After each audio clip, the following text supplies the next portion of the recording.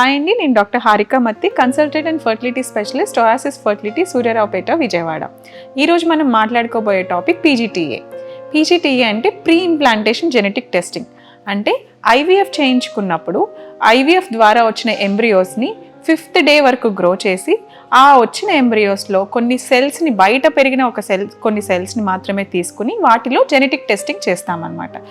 ఈ పీజీటీఏ ఎవరెవరికి చేస్తాము? ఫస్ట్ ఈ పీజీటీఏ వల్ల యూజెస్ ఏంటో చూద్దాం.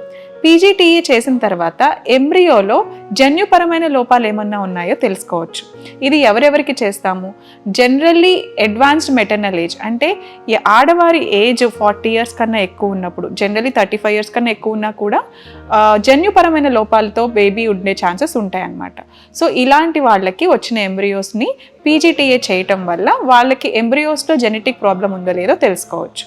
అట్ ద సేమ్ టైం రికరెంట్గా ప్రెగ్నెన్సీ లాసెస్ అవుతున్నప్పుడు, ఎవరికైనా రికరెంట్ ప్రెగ్నెన్సీ అంటే మళ్ళీ గర్భస్రావం అవుతుంటే ఆ ఎంబ్రియోలో, అంటే వచ్చిన ఎంబ్రియోలో ఏదైనా జన్యు లోపాలు ఉండటం వల్ల మళ్ళీ ప్రెగ్నెన్సీ లాసెస్ అయ్యే ఛాన్స్ ఉంటుంది.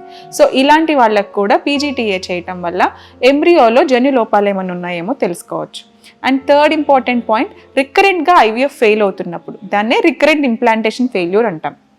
ఒక్కొక్కసారి నార్మల్గా కనిపించి క్వాలిటీ బాగుందనుకున్న ఎంబ్రియోస్లో కూడా జన్యుపరమైన లోపాలు ఉండొచ్చు. సో ఇలాంటి సమయాల్లో మనం పీజీటీఏ చేయటం వల్ల ఎంబ్రియోస్లో జెనెటిక్ ప్రాబ్లం డిటెక్ట్ చేసి యూప్లాయిడ్, అంటే నెంబరు అన్ని జన్యుపరమైన ప్రాబ్లమ్స్ లేని ఎంబ్రియోస్ మాత్రమే ట్రాన్స్ఫర్ చేసుకోవచ్చు.